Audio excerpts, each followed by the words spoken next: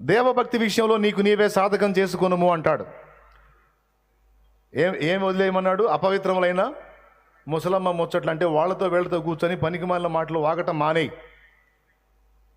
వాళ్ళ గురించి వీళ్ళ గురించి నిందా ప్రచారాలు, పనికిమాలిన సంగతులు మానేయి.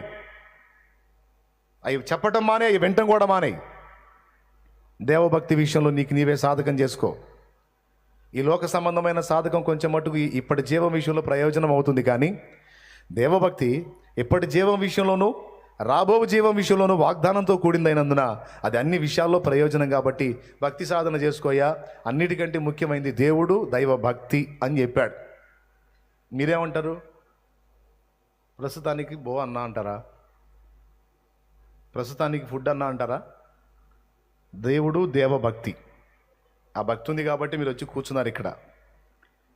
దేవభక్తి అనేది మనం సాధన చేస్తే